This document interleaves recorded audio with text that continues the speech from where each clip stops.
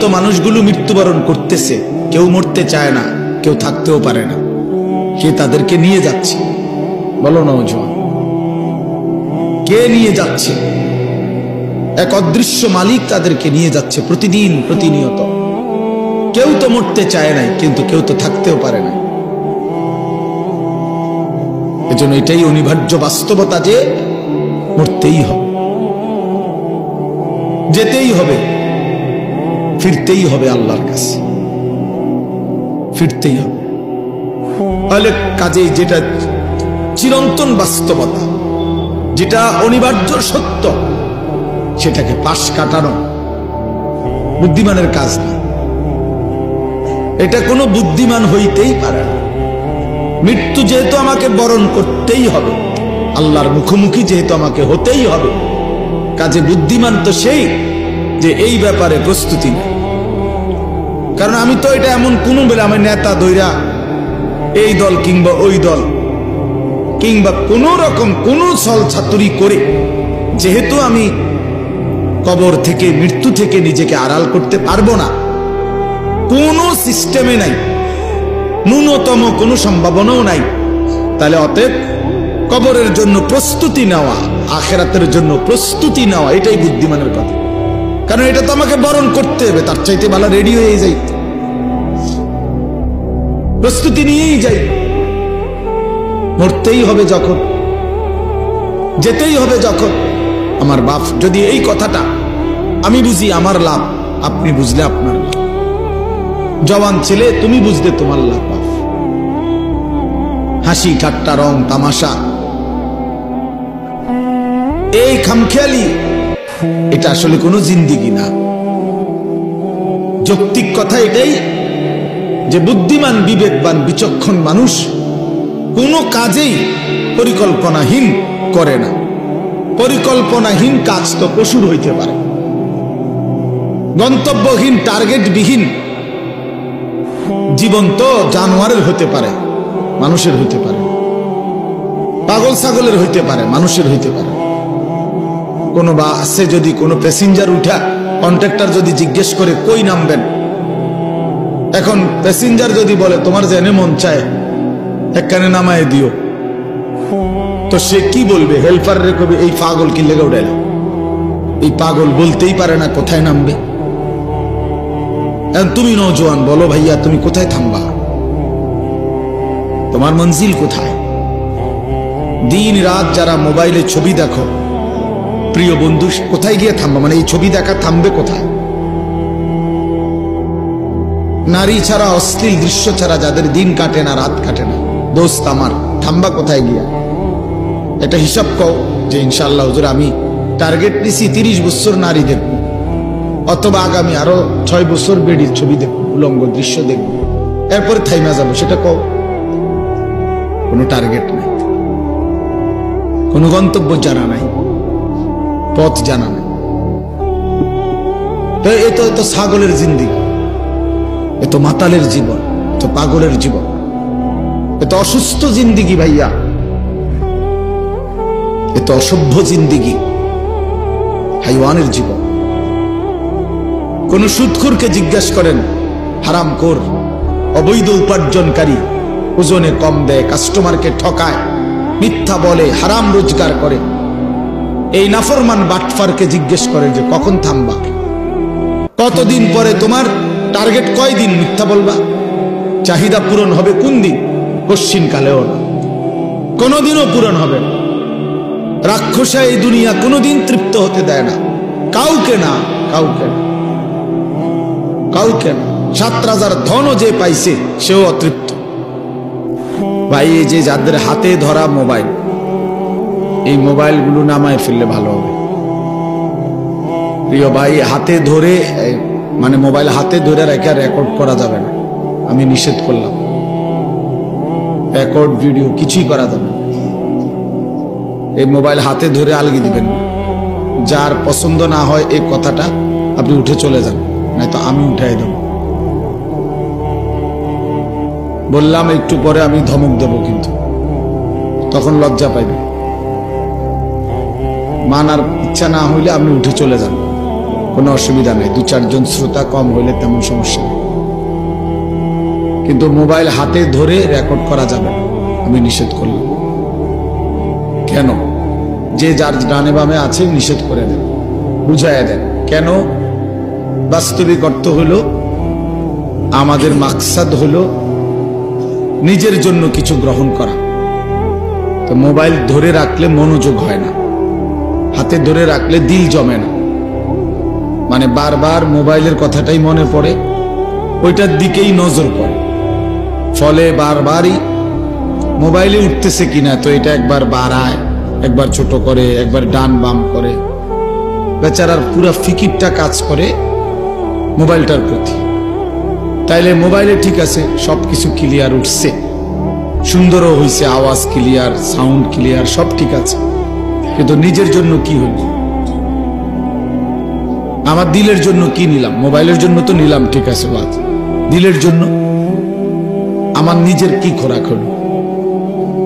এইভাবে সুন্দর করে করে বাংলাদেশের মোট 100 বক্তার 100টা করে ওয়াজ, সব যদি সুন্দর করে আমি মোবাইলে সেটিং করি, সাজাইয়া দিই, তাই এতেই তো আমার কবর আযাব মাফ তো না? তো তাইলে কি অর্থ আছে এটাতে? এই জন্য মানুষের দিল একই মুহূর্তে 2 জিনিস ভাবতে পারে না, এটা মনোবিজ্ঞানের কথা। এই জন্য যে দিলে তখন মোবাইল নিয়ে ব্যস্ততা থাকে, ওই দিলে আর নিজের কোনো ফিকির আসে না। এই জন্য এমনি শুনেন, বরকত হবে। আমি বললাম আমল করে দেখেন, এমনি তাকায়া শুনলে কম কথাতেও বরকত হয়, মনোযোগ হয়, দিলে লাগে কথা, যে আমার জন্য বলতেছে, আমাকেই বলতেছে, কোরআন আমার জন্য, কোরআন আমার জন্য, রাসূলুল্লাহ সাল্লাল্লাহু আলাইহি সাল্লামের হাদিস আমার জন্য। এই জন্য ভাই আমি অনুরোধ করছি, মনোযোগ দিলে ভালো। কষ্ট করে বসে থাকা কষ্টকর, আপনাদেরও কষ্টকর, আমাদের জন্য কষ্ট। রাত অনেক হয়েছে, যেন আমি লম্বা করব না, মেহেরবানি করে আমরা নওজোয়ান ভাই, তোমরাও আন্তরিক হইলে ভালো, তোমার জন্য কিছু ভাবো। শুধু কেবল মানুষের কথা ভাইব না ভাইয়া, নিজের জন্য কিছু ভাবো, নিজের ভালো, নিজের কল্যাণ, নিজের দুনিয়া আখিরাতের সমৃদ্ধি, এটা বোঝা উচিত। দুনিয়া আমরা ছেড়ে দিতে বলি না, কিন্তু আখিরাতও বাদ দেওয়ার সুযোগ নেই। দুনিয়া যেই মালিকের, আখিরাত সেই মালিকের। দুনিয়া যিনি নিয়ন্ত্রণ করছেন, আখিরাতের কথা তিনিই বলেছেন। অতএব বাদ দিবার, ভুলে যাওয়ার কোনো সুযোগ নেই। ভুলে গেলে, অবহেলা করলে মৃত্যু থামবে না। কেউ যদি বেখেয়ালও থাকে তারপরও মরে যাবে, কেউ ঘুমে থাকলেও মরে যাবে, কেউ অবুঝ থাকলেও মরে যাবে। তাহলে আমি বুঝলেও মরে যাব, না বুঝলেও মরে যাব, খেয়াল করলেও মরে যাব, খেয়াল না করলেও মরে যাব, হাসলেও মরে যাবেন, কাঁদলেও মরে যাবেন, রাজপ্রাসাদ আর অট্টালিকাতে থাকলেও মরে যাবেন, জীর্ণ কুটির কুড়ে ঘরে থাকলেও মরে যাবেন। মৃত্যু এক অনিবার্য বাস্তবতা, এক চিরন্তন সত্য। এই যে বাচ্চারা এখন দেখাইলো, জানাজা দেখাইলো, ছোটখাটো বিষয় না। ওই বাচ্চা বলছে জানাজা পড়াবার আগে, আল্লাহর নবী সাল্লাল্লাহু আলাইহি ওয়াসাল্লাম বলছেন, আকসিরু যিকরা হাদি মিন লাযযাতিল মাউত। ছেলেটা এখন পড়ে জানাজা পড়াইবার আগে এটা বলছে। আল্লাহর নবী সাল্লাল্লাহু আলাইহি সাল্লাম বলছেন, উম্মত, সব কিছুর স্বাদ, সব আনন্দ, সব হাসি, সব স্বাদ, সব মজা এক মুহূর্তেই স্তব্ধ করে দিবে, শেষ করে দিবে যে জিনিস, সেই মৃত্যুকে বারবার বেশি বেশি স্মরণ কর। মৃত্যু আসবে তো এক মুহূর্তেই তোমার জীবনের সব স্পন্দন থামাই দিবে। আর হাত নড়বে না, আর পাও নড়বে না, আর চোখ মিলবে না, আর কান শুনবে না, আর জবান উচ্চারণ করবে না, আর কোনোদিন 1000 আইটেম তরকারির, মাছের গোশতের স্বাদ এই জিহ্বাতে আর অনুভূত হবে না। এই পৃথিবীর সব আলো বাতাস থাকবে, রোদ উঠবে, বৃষ্টি আসবে, আলো হবে, অন্ধকার হবে, রাত হবে, দিন হবে, তুমি আর থাকবে না। না তখন আলো দেখবার কোনোদিন, না অন্ধকার। এই জন্য এটা নবী সাল্লাল্লাহু আলাইহি সাল্লাম বলছেন, আকসিরু, তোমরা মৃত্যুকে বেশি বেশি স্মরণ করো। হাদিসের মধ্যে আছে আল্লাহর নবী সাল্লাল্লাহু আলাইহি ওয়াসাল্লামকে সাহাবী জিজ্ঞেস করছে, মান আকিয়াসুন নাস ওয়া আহজামুন নাস, ইয়া রাসূলুল্লাহ, সবচেয়ে বুদ্ধিমান বিচক্ষণ ব্যক্তি কে, সবচেয়ে বিচক্ষণ ব্যক্তি কে? তো নবী সাল্লাল্লাহু আলাইহি ওয়াসাল্লাম বলেন, আকসারুহুম যিকরান লিল মাউত, যে বেশি বেশি মৃত্যুকে স্মরণ করে, ওয়া আকসারুহুম ইস্তিদাদান লিল মাউত, এবং যে বেশি বেশি মৃত্যুর জন্য প্রস্তুতি গ্রহণ করে, সে সবচেয়ে বুদ্ধিমান, সবচেয়ে বিচক্ষণ। আল্লাহর নবী সাল্লাল্লাহু আলাইহি ওয়াসাল্লাম বলেন, আল কাইয়িসু মান দানা নাফসাহু ওয়া আমিলা লিমা বাদাল মাউত, সবচেয়ে বুদ্ধিমান যে সেই ব্যক্তি যে নিজের হিসাব করে এবং মৃত্যু পরবর্তীর জন্য আমল করে। হিসাব করে নিজের, আজ আমার সারা দিনের অর্জন কি, আজকের সারা দিনে 5 ওয়াক্ত নামাজ তো চলে গেল, আমি পড়লাম কয় ওয়াক্ত? আজকের সারা দিনের 12 ঘন্টা 24 ঘন্টা তো আমার হায়াত থেকে শেষ হলো, আমার এই জবান দিয়ে আল্লাহ পাকের নাম উচ্চারণ হলো কয়বার? কয়বার মনে পড়লো যে আমার একজন মালিক আছে? কয়বার মনে পড়লো আমার একজন রাসূল আছে? কয়বার মনে পড়লো আমার একটা ধর্ম আছে? বলেন। এই জন্য নিজের হিসাব, সে বুদ্ধিমান এবং প্রতিনিয়ত মৃত্যু পরবর্তীর জন্য আমল করে। মানুষের অতীত সেটা তো চলেই গেল, মানুষের ভবিষ্যৎ আগামীর বেঁচে থাকা সেটা তো অনিশ্চিত।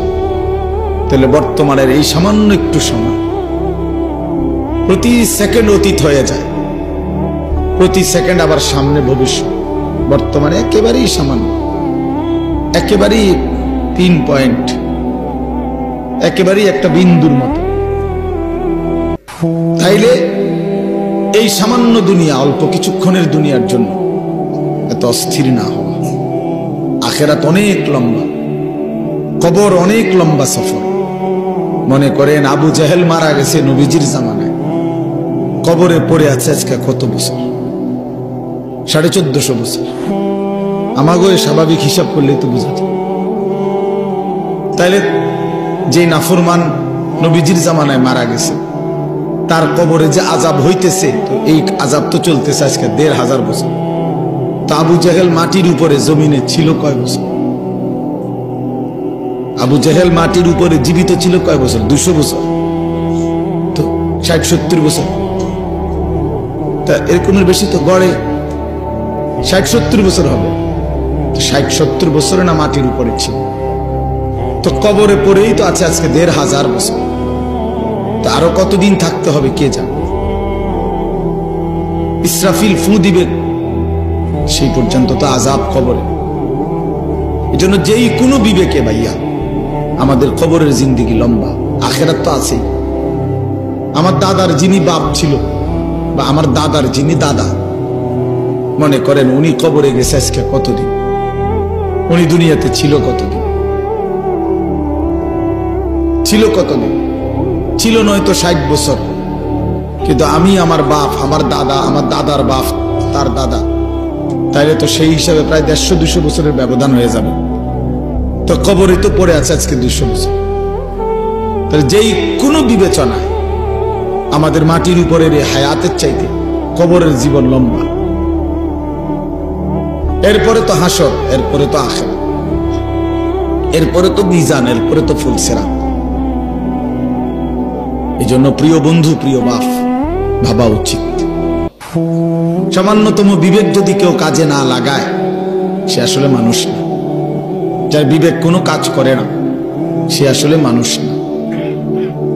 বিবেকহীন সে মূলত অমানুষ, সে মানুষ না, সে পশু কিংবা জানোয়ার, হাইওয়ান, চতুষ্পদ জন্তু। এই জন্য ইনসাফের সাথে নিজের জন্য ভাবা উচিত। আমি এটাই বলতেছিলাম, নিজের জন্য ভাবা উচিত। আসলেই আমি কে? আমি আসলাম কোত্থেকে? কে আমাকে পাঠাইলেন? যিনি আমাকে পাঠাইলেন তিনি আমার কাছে কি চাচ্ছেন? আমি যা করছি তিনি তা চাচ্ছেন কিনা? তিনি যা চাচ্ছেন আমি তা করছি কিনা। প্রতিনিয়ত মানুষগুলো মৃত্যুবরণ করতেছে, কেউ মরতে চায় না, কেউ থাকতেও পারে না। কে তাদেরকে নিয়ে যাচ্ছে বলো নওজোয়ান? কে নিয়ে যাচ্ছে? এক অদৃশ্য মালিক তাদেরকে নিয়ে যাচ্ছে প্রতিদিন, প্রতিনিয়ত। কেউ তো মরতে চায় নাই, কিন্তু কেউ তো থাকতেও পারে না। এজন্য এটাই অনিবার্য বাস্তবতা যে মরতেই হবে, যেতেই হবে, ফিরতেই হবে আল্লাহর কাছে, ফিরতেই হবে। তাহলে কাজেই যেটা চিরন্তন বাস্তবতা, যেটা অনিবার্য সত্য, সেটাকে পাশ কাটানো বুদ্ধিমানের কাজ না। এটা কোনো বুদ্ধিমান হইতেই পারে না। মৃত্যু যেহেতু আমাকে বরণ করতেই হবে, আল্লাহর মুখোমুখি যেহেতু আমাকে হতেই হবে, কাজে বুদ্ধিমান তো সেই যে এই ব্যাপারে প্রস্তুতি নেই। কারণ আমি তো এটা এমন কোনো বেলা আমি নেতা দৈরা এই দল কিংবা ওই দল কিংবা কোন রকম কোন ছল ছাতুরি করে যেহেতু আমি কবর থেকে, মৃত্যু থেকে নিজেকে আড়াল করতে পারবো না, কোন সিস্টেমে নাই, ন্যূনতম কোনো সম্ভাবনাও নাই, তাহলে অতএব কবরের জন্য প্রস্তুতি নেওয়া, আখিরাতের জন্য প্রস্তুতি নেওয়া, এটাই বুদ্ধিমানের কথা। কারণ এটা তো আমাকে বরণ করতে হবে, তার চাইতে ভালো রেডি হয়ে যাই, প্রস্তুতি নিয়েই যাই। মরতেই হবে যখন, যেতেই হবে যখন। আমার বাপ যদি এই কথাটা আমি বুঝি আমার লাভ, আপনি বুঝলে আপনার লাভ। জওয়ান ছেলে তুমি বুঝলে তোমার লাভ। বাপ হাসি ঠাট্টা রং তামাশা, এই খামখেয়ালি, এটা আসলে কোনো জিন্দিগি না। যৌক্তিক কথা এটাই যে বুদ্ধিমান, বিবেকবান, বিচক্ষণ মানুষ কোনো কাজেই পরিকল্পনাহীন করে না।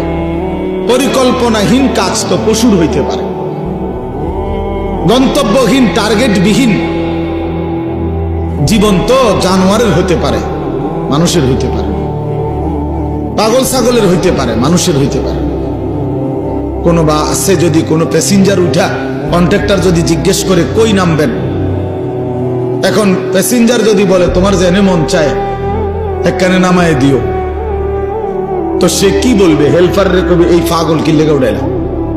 এই পাগল বলতেই পারে না কোথায় নামবে। তুমি নওজোয়ান বলো ভাইয়া তুমি কোথায় থামবা? তোমার মঞ্জিল কোথায়? দিন রাত যারা মোবাইলে ছবি দেখো, প্রিয় বন্ধু কোথায় গিয়ে থামবা? মানে এই ছবি দেখা থামবে কোথায়? নারী ছাড়া, অশ্লীল দৃশ্য ছাড়া যাদের দিন কাটে না, রাত কাটে না, দোস্ত আমার থামবা কোথায় গিয়া? এটা হিসাব কও যে ইনশাআল্লাহ হুজুর আমি টার্গেট নিছি 30 বছর নারী দেখব, অথবা আগামী আরো 6 বছর বেড়ির ছবি দেখব, উলঙ্গ দৃশ্য দেখব, এরপরে থাইমা যাবো। সেটা কও। কোনো টার্গেট নাই, কোনো গন্তব্য জানা নাই, পথ জানা নাই। তো এত ছাগলের জিন্দিগি, এত মাতালের জীবন, এত পাগলের জীবন, এত অসুস্থ জিন্দিগি ভাইয়া, এত অসভ্য জিন্দিগি, হাইওয়ানের জীবন। কোন সুদখোরকে জিজ্ঞেস করেন, হারামখোর, অবৈধ উপার্জনকারী, ওজনে কম দেয়, কাস্টমারকে ঠকায়, মিথ্যা বলে, হারাম রোজগার করে, এই নাফরমান বাটফারকে জিজ্ঞেস করেন যে কখন থামবা? কতদিন পরে তোমার টার্গেট কয়দিন মিথ্যা বলবা? চাহিদা পূরণ হবে কোন দিন? কশ্চিন কালেও না, কোনদিনও পূরণ হবে না। রাক্ষসা এই দুনিয়া কোনদিন তৃপ্ত হতে দেয় না কাউকে, না কাউকে, কাউকে না। 7 রাজার ধনও যে পাইছে সেও অতৃপ্ত, অতৃপ্ত। 7 মহাদেশের সম্পদের মালিকও যে হয়েছে সেও অতৃপ্ত। কারুন আল্লাহ তাআলা তাকে অগাধ সম্পদ দিছে। ওয়া আতাইনাহু মিনাল কুনুজি মা ইন্না মাফাতিহাহু লাতানূউ বিল উসবাতি উলিল কুওয়া। কোরআন শরীফে আছে, আল্লাহ বলে আমি কারুনকে এত বেশি পরিমাণ স্বর্ণ রৌপ্যের ভান্ডার দিলাম, ভান্ডার যেগুলোর চাবি বহন করবার জন্য শক্ত সামর্থ্য যুবকের পিঠ বাঁকা হয়ে যাইত, 70 জন যুবকের পিঠ বাঁকা হয়ে যাইত, বাঁকা হয়ে যাইত। এই অসুবিধা না, আমরা এত পেরেশানি করে না, কিছু অপদার্থ থাকবেই। এই এক প্যাকেট বিরিয়ানি লেগে ঘুরতে আছে, কথা বুঝছেন, এই কিছু অসভ্য থাকবে, এইটা আপনি চিন্তা করেন না।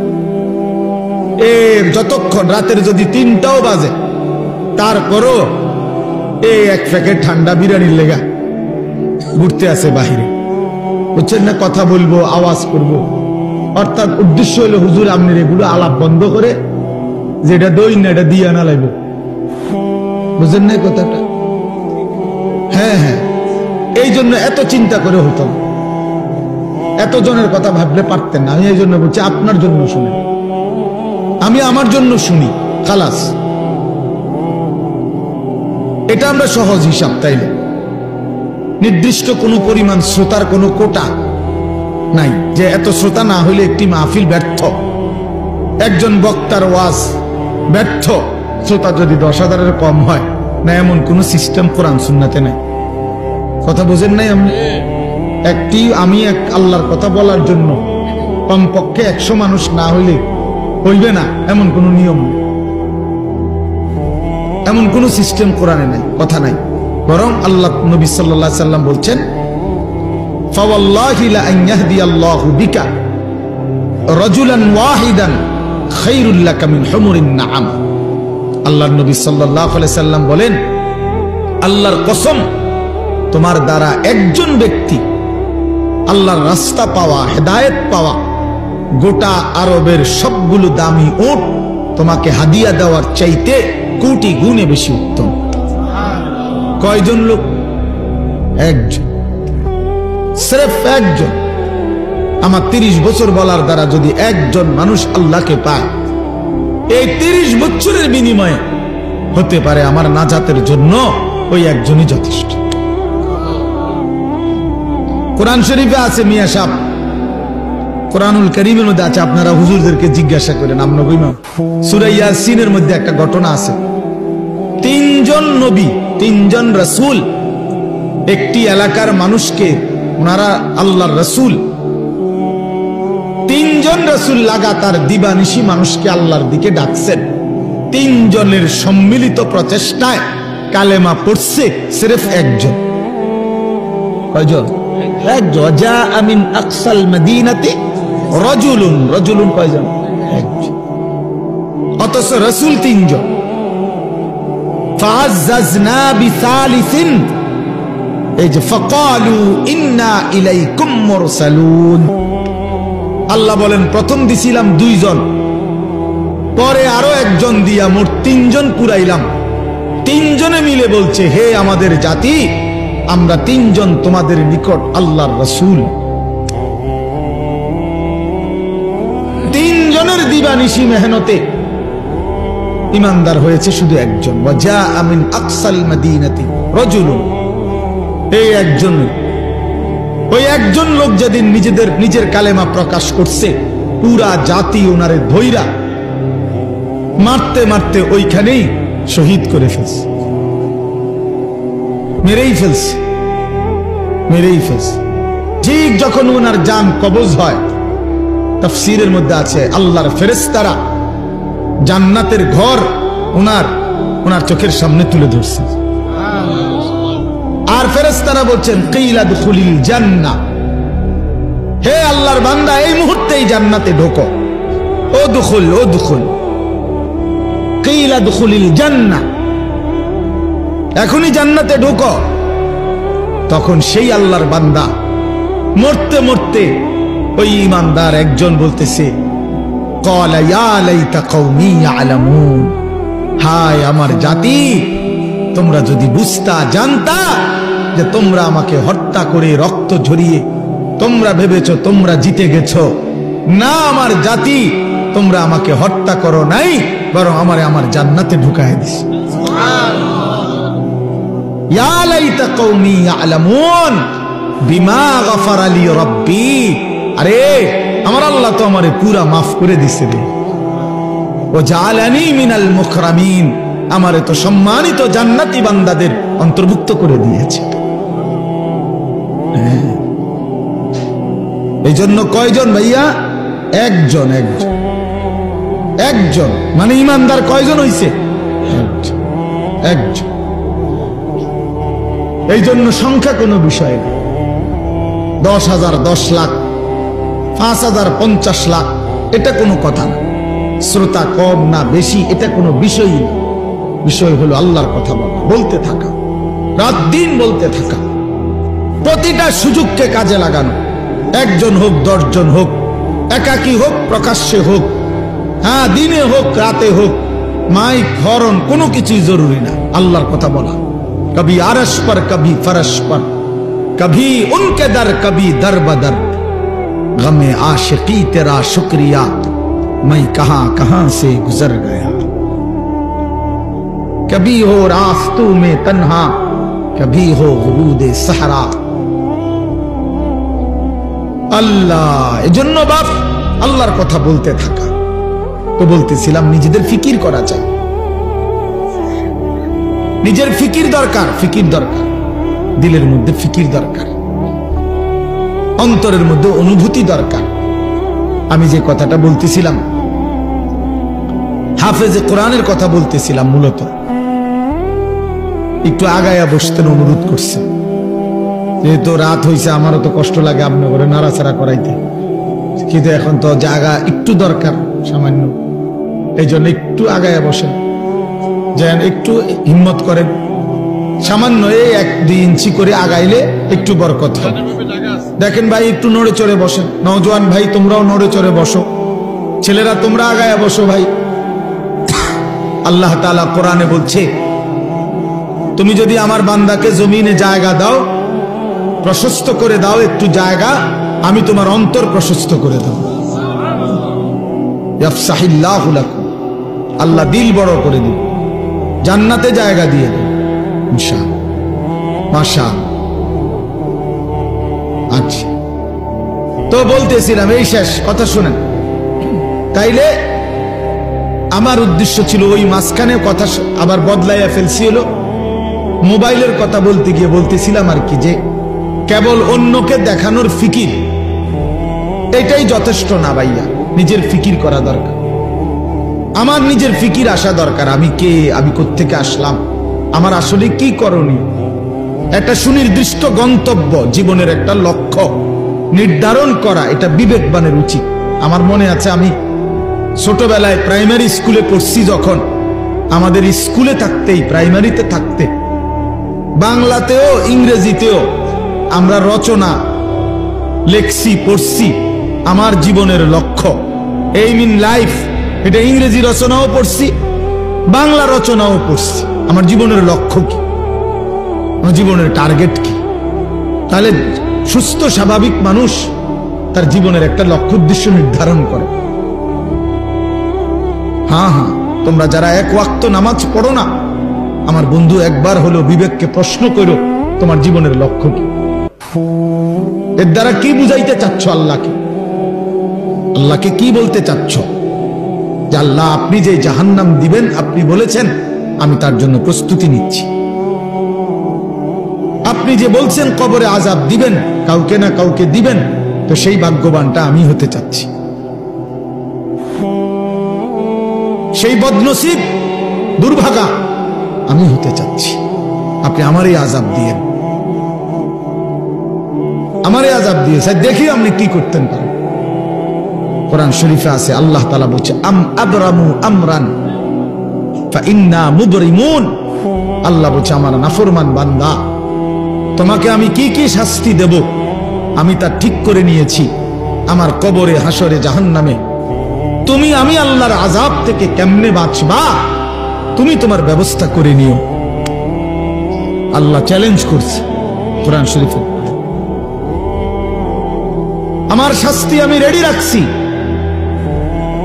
তুমি কেমনে আমার থেকে বাঁচবা তুমি ঠিক করে নিও। কথা বললো না ভাই, একজন আরেকজনকে হাসাহাসি করো না, ওই ছেলে বেটকায়ও না, ব্যাককলের মতো বেউকুফ। অনেক ছেলে, কারো মানে কিছু আছে, কোনো কাজ হয় না দিলে, যেটাই বলবেন হে হে তামাশা, হে ওর জিন্দিগি নিয়ে আছে। যদি বলেন আর তোমারে তো বলতেছে, ও হ্যাঁ ও আমার নি কয়, আমি তো এই ডকে নেই।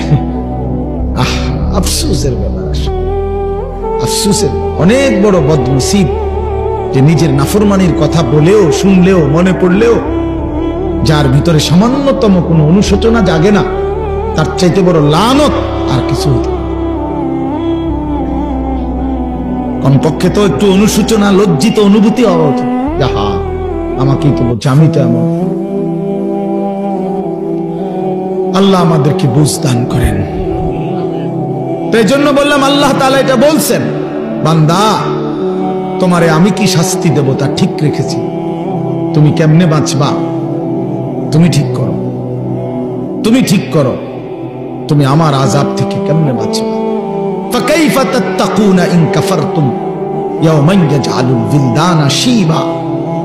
কোরআন শরীফে আল্লাহ বলে, বান্দা এই যে দিন রাত তুমি আমার নাফরমানি করছো, হায় বান্দা জানো সেই হাসরের দিন তুমি কেমনে বাঁচবা, যে দিনের একদিনের পেরেশানি, কষ্ট, দুঃখ, যন্ত্রণা আল্লাহ নিজে বলছে, খোদার কসম বাপ, আল্লাহ বলছে বান্দা একদিনের পেরেশানি হাসরের মাঠে কুলের বাচ্চাটাকে বুড়া বানায় ফেলে। একদিনে ইয়াজআলুল বিলদানা শিবা, অর্থ হলো বাচ্চা বুড়া হয়ে যাবে একদিন।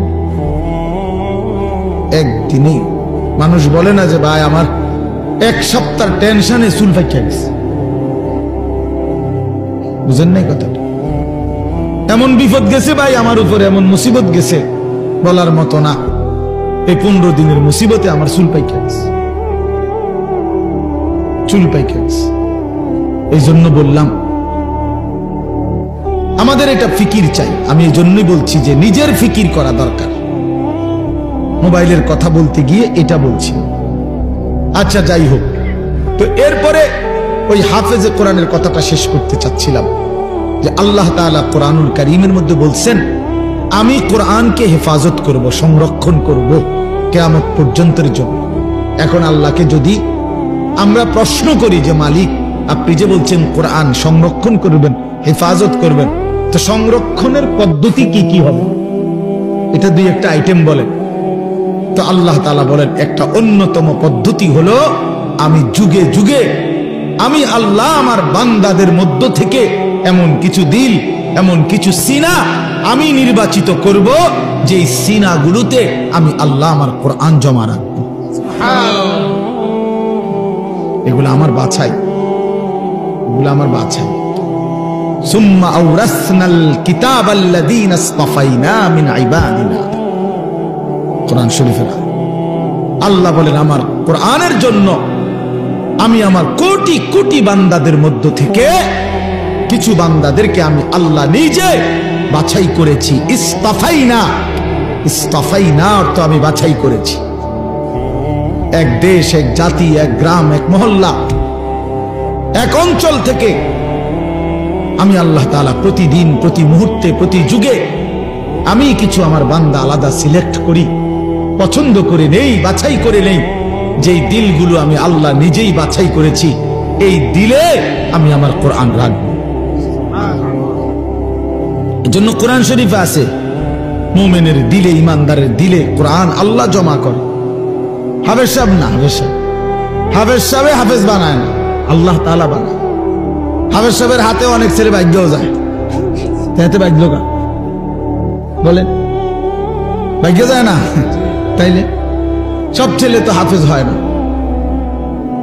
আল্লাহ তাআলা কোরআনুল কারীমে স্পষ্ট বলছেন, ইন্না আলাইনা জামআহু ওয়া কুরআনা, নিশ্চয়ই অন্তরের মধ্যে কোরআন বসিয়ে দেওয়া, জামআহু মানে জমা করা, এবং ওয়া কুরআনাহু এবং সেটাকে তেলাওয়াত করা। এই কুরআনাহু মানে হলো পড়া, তেলাওয়াত করা এবং অন্তরে জমা করে দেওয়া, উভয়টাই আমি আল্লাহ নিজের দায়িত্বে নিলাম।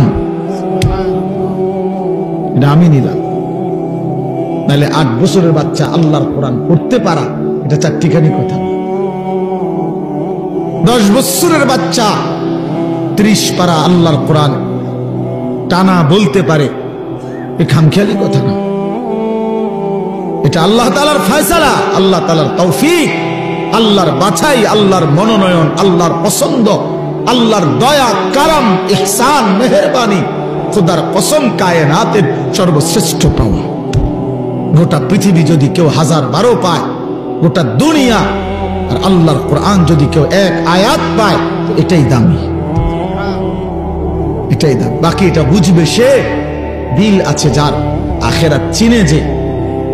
একই জিনিস সবাই কদর বুঝবে এমন কোনো জরুরি না, এমন কোনো জরুরি না, এমন কোনো জরুরি না। এই জন্য বললাম প্রতিটা হাফেজ কোরআন আল্লাহর বাছাই। কার বাছাই বাপ? আল্লাহ। আর সেই মালিক আল্লাহ নিজেই হাসরের দিন যাকে তিনি বাছাই করে হাফেজ আলেম কোরআন পড়নেওয়ালা বানাইছেন, তারে হাসরের ময়দানে আল্লাহ নিজেই ডাক দিয়ে স্পেশালি বলবেন, ইউকালু লিসাহিবিল কোরআন। আল্লাহ নবী সাল্লাল্লাহু আলাইহি সাল্লাম বলেন, কিয়ামতের দিন আল্লাহ তাআলার পক্ষ থেকে হাফেজে কোরআন, কোরআন পড়নেওয়ালা, তাকে আল্লাহর পক্ষ থেকে বলা হবে, ইকরা ওয়ারতাকি, আমার বান্দা তুমি আমার কালাম পড়ো আর জান্নাতের উপরে উঠতে থাকো। ওয়ারাত্তিল কামা কুনতা তুরাত্তিলু ফিদ দুনিয়া, আর বলবেন আমার বান্দা আস্তে আস্তে পড়ো, সুন্দর করে পড়ো, তাড়াহুড়া কইরো না, ধীরে ধীরে পড়ো। তোমার লিফট আমি আল্লাহ অন করে দিছি, তুমি মাঝখান দিয়ে কোনো সুইচ বাটন টিপো না, তুমি কোনো টিপ দিবা না সুইচ, এটা উঠতেছে লিফট, এটা এটার মতোই উঠবে, তুমি শুধু পড়তে থাকো আর তাড়াহুড়াও করো না, আস্তে আস্তে তার তিলের সাথে সুন্দরভাবে যত্ন নিয়ে মহব্বত দিয়ে তাজবিদ, মাখরাজ সব বিশুদ্ধ উচ্চারণ ঠিক রেখে তুমি ধীরে ধীরে পড়তে থাকো। তোমার লিফট অন করা আছে, এটা উঠতেছে উঠতেছে উঠতেছে, তো থামবে কখন, থামবে কোথায়? ফাইন্না মানজিলাতাকা ইনদা আখিরি আয়াতিন তাকরাউহা, তোমার তেলাওয়াত যেখানে গিয়ে শেষ হবে, তোমার লিফট স্বয়ংক্রিয়ভাবে সেখানেই থেমে যাবে।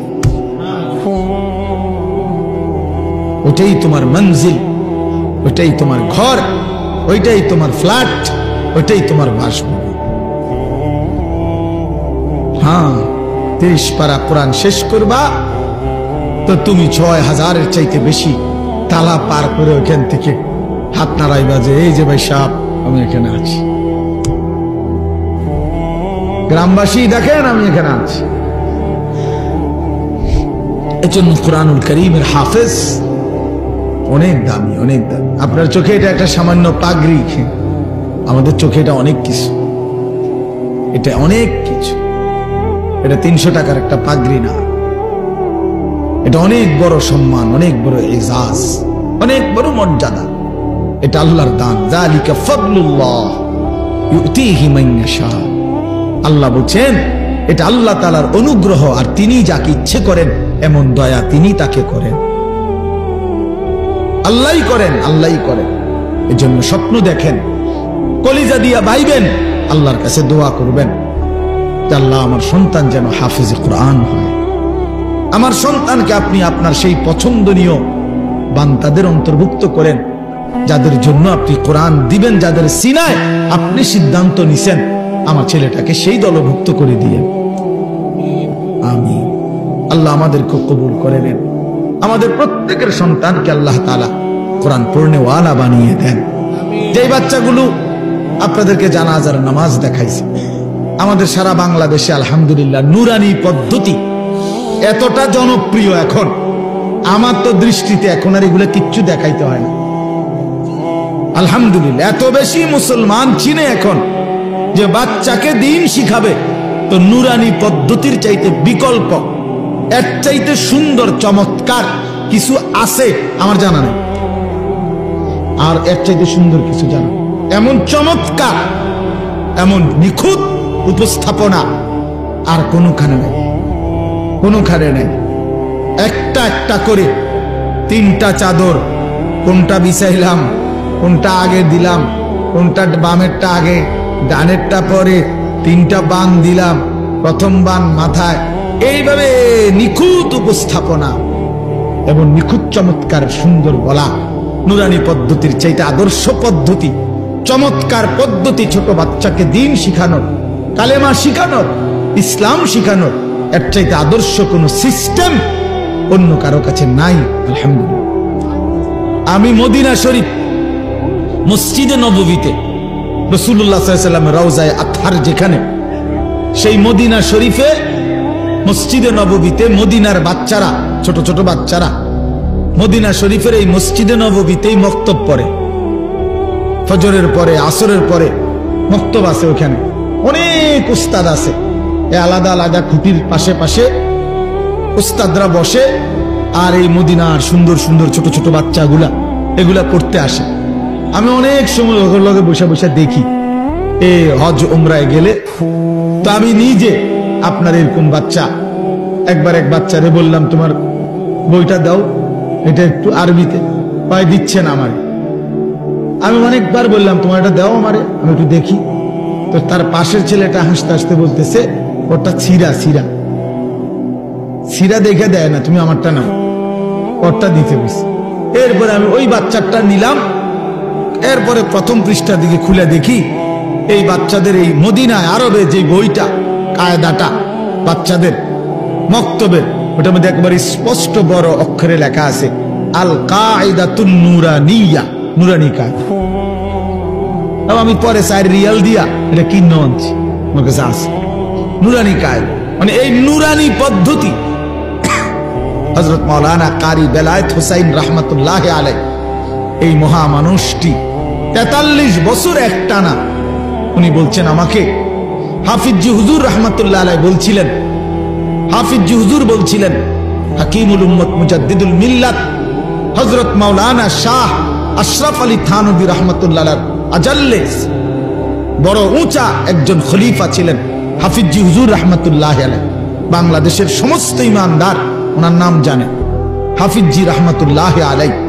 এই উনি উনারে বলছিলেন কারি বেলায়েত হোসেন সাহেবকে যে আপনি এমন একটা সুন্দর সহজ কোন কৌশল, মুসলমানের বাচ্চারা দিন শিখবে, সূরা কেরাত, দোয়া কালাম শিখবে, আপনি একটা পদ্ধতি বাহির করেন।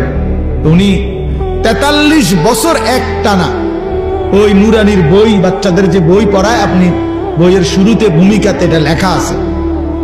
উনি বলছেন আমার 43 বছরের সাধনার ফসল এই নুরানি পদ্ধতি। এই সুরে সুরে বলা, এই টাইনা টাইনা বলা, এই কোনটার পরে কোনটা সিরিয়ালে বলা, 2 রাকাত নামাজে 60টি মাসআলা, এই এমনি এমনি এক সুন্দর তালে তালে করে, ওযু ভঙ্গের কারণ এতটি, নামাজ ভঙ্গের কারণ এটা। আমার মাদ্রাসা তো দেখ বাচ্চা ওই যে হুজুরে যে করবার সময় আপনি একটু ডুলছে, ও বাচ্চা ওই ঘেটা কইবার সময় ডোলে। আরে তো ডোলো কা, ওই যে ওস্তাদ যে এমনি ডুলছে, হেতে এই ডুলাটাও ঠিক রাখছে, এমন নিখুঁত, এমন চমৎকার। এই জন্য আমি এইটাও আপনাদেরকে বললাম, নুরানি পদ্ধতি আল্লাহ তাআলার কাছে একটা মকবুল পদ্ধতি। আলহামদুলিল্লাহ, আপনাদের বাচ্চাদেরকে আপনারা কোরআন শিখাবেন, দ্বীন শিখাবেন। ছোট্টবেলার এই 3 বছরের নুরানি, আমার শায়েখ আল্লামা মুফতি মুশতাকুন নবী সাহেব বলে এই 3টা টিকা 3 বছরে, মানে নুরানির 3টা টিকা দিয়া দিয়েন, মৃত্যু পর্যন্ত আল্লাহকে ভুলবে না, সেজদা ভুলবে না, নামাজ ভুলবে না, সূরা কেরাত আর অশুদ্ধ হবে না, শুদ্ধ হবে।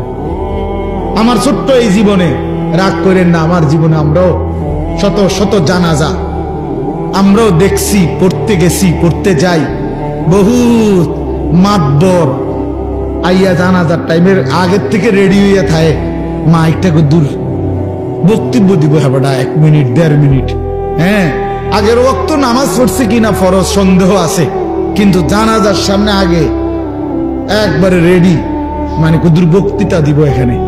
আপনার এই বক্তৃতা দিতে গিয়ে কুল্লু নাফসিন যায়িকাতুল মাউত, এই বাচ্চা যে পড়লো, এইটা অনেকেই পড়ে, মানে এটা কয় আর কি, কইবার সময় যে ডক যার উচ্চারণ, হ্যাঁ আমি প্রায় আমার সাথে কেউ লোক হাসি, আমি দেখছো চান্দুর নামাজের কি দশা বুঝাই তো যায়,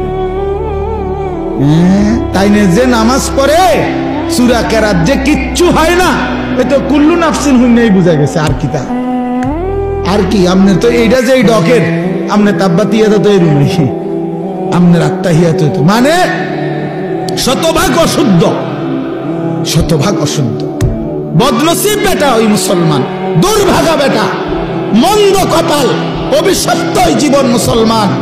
60 বছরে, 50 বছরে, 40 বছরে এত বড় আসমান ও জমিন আল্লাহর ভোগ কইরা, এত বড় দুনিয়া ভোগ করে আল্লাহর দেওয়া কোরআন 4টা সূরা 5টা সূরা শুদ্ধ করে পড়তে পারে না, আত্তাহিয়াতুটাও পড়তে পারে না, দোয়ায়ে কুনুতটাও শুদ্ধ উচ্চারণ করতে পারে না।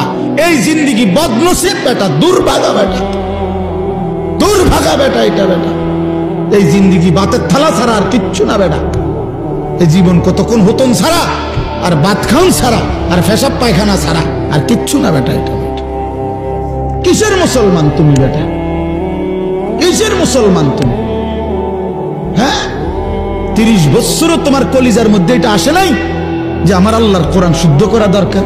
কি ডকের মুসলমান এটা? 60 বছরের বুড়ো হয়ে গেছে, আজও কোনোদিন কলিজার ভিতরে আসে নাই আল্লাহর কোরআন শুদ্ধ করা উচিত। বইয়া বইয়া সাধুয়ানে শুধু গপ মারে আর হুজুরদের বদনাম করে। অমুক হুজুরের আকিদা বালা না, অমুক হুজুরের আকিদারে কামড়াইছে। আপনার আকিদা একবারে সাধুয়ানে বাইয়া বাইয়া পড়তে আছে একদম আপনার আকিদা। বইয়া বইয়া বিড়ি খায় আর এনে গপ মারে বইয়া বইয়া, আর বেডির নাচ দেখে, টেলিভিশন দেখে, আর হুজুর ঠিক করে অমুক হুজুরের আকিদা বালা না, তাইনের আকিদা বালা। বিড়ি খান না, এটা কোন আকিদা? এটা বিড়ি খানা, এটা কি আকিদা? সুন্নি আকিদা না ওয়াহাবি আকিদা? কি তাই এটা বিড়ি খানা? এটা কোনটা পড়ছে? কি সুন্নি জমাতে পড়ছে না ওয়াহাবি জমাতে পড়ছে? কোনটা? কথা বলেন না কেন? এটা কোনটা?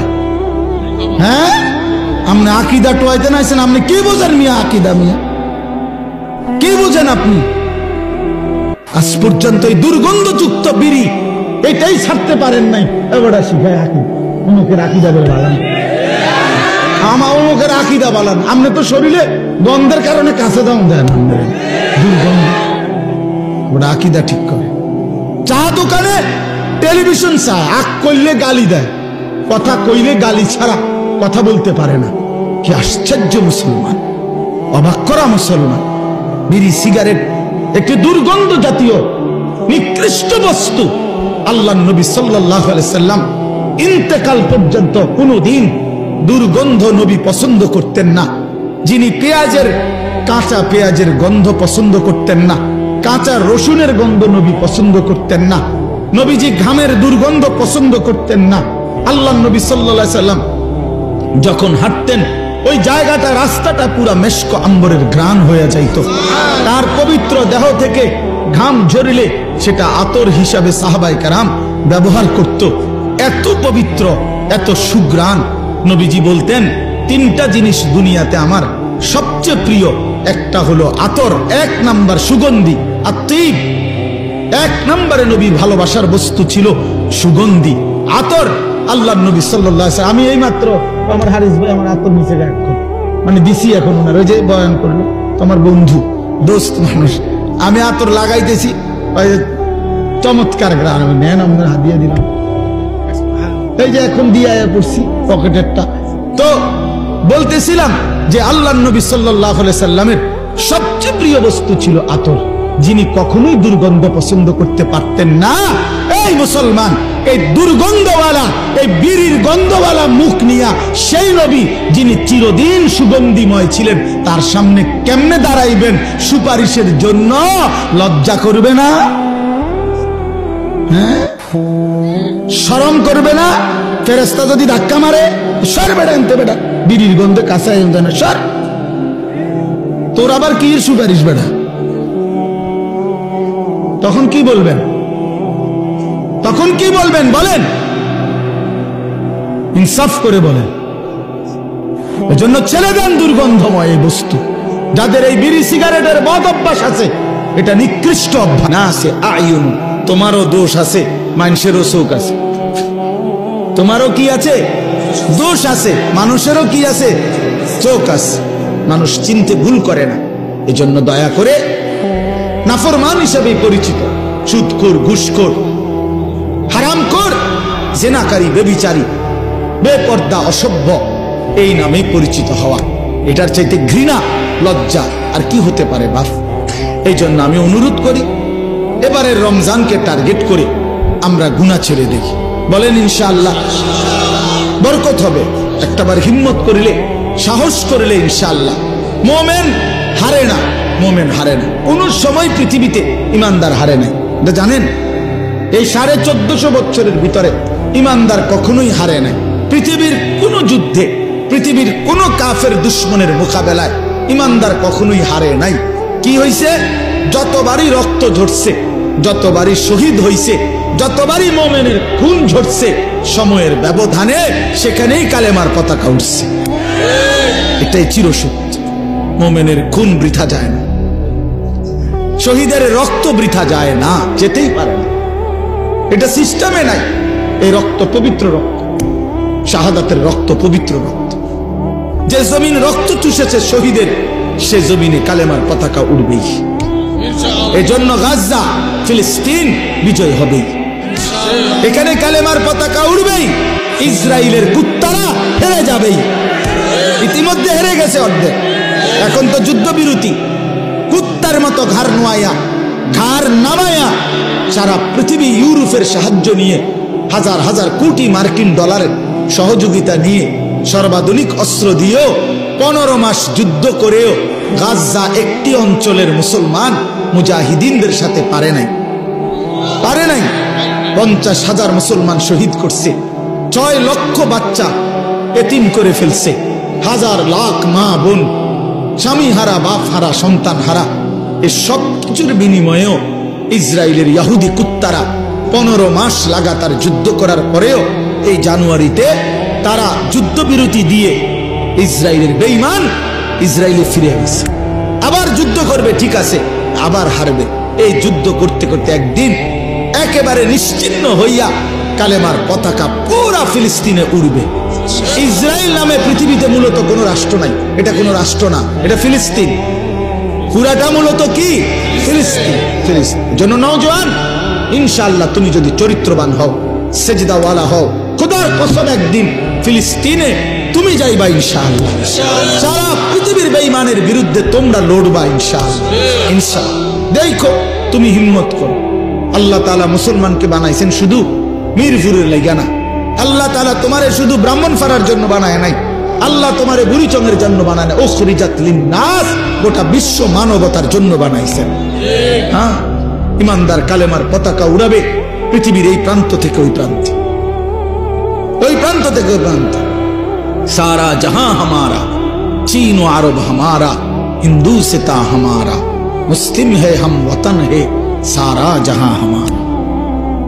मुसलमान सारा पृथিবী আমার, সারা পৃথিবী আমার, সবটা আমার মালিকের তো আমার। এই জন্য আমরা ইনশাআল্লাহ রমজানকে টার্গেট রেখে চরিত্র ভালো করি। গুনাহ বাপ থেকে 5 ওয়াক্ত নামাজ, রমজানের 20 রাকাত তারাবি, ইফতার, সাহরি, শেষ দশকের এতেকাফ, শবে কদরের তালাশ, প্রতিদিন দোয়া, কান্নাকাটি, কোরআনুল কারীমের তেলাওয়াত, জিকির, তেলাওয়াত। যাদের সূরা কেরাত অশুদ্ধ তারা সূরা কেরাত ঠিক করেন, দোয়া কালাম ঠিক করেন। রমজানটাকে পুরা আপনারে দেখলেই যেন মনে হয়, আপনার রমজান দেখলেই মনে হয় আপনি অন্য ফিকিরে আছেন, আখিরাতের ফিকির। কোন ফিকিরে? আখিরাতের। আল্লাহ তাআলা আমাকেও তৌফিক দেন, আমাদের সবাইকেই ঈমান আমলের জিন্দেগি গ্রহণ করে রমজান পর্যন্ত হায়াত ভিক্ষা দান করেন। আমিন। সুবহানাল্লাহি ওয়া বিহামদিহি, সুবহানাকাল্লাহুম্মা ওয়া বিহামদিকা, আশহাদু আল্লা ইলাহা ইল্লা আনতা, আস্তাগফিরুকা ওয়া আতুবু ইলাইক।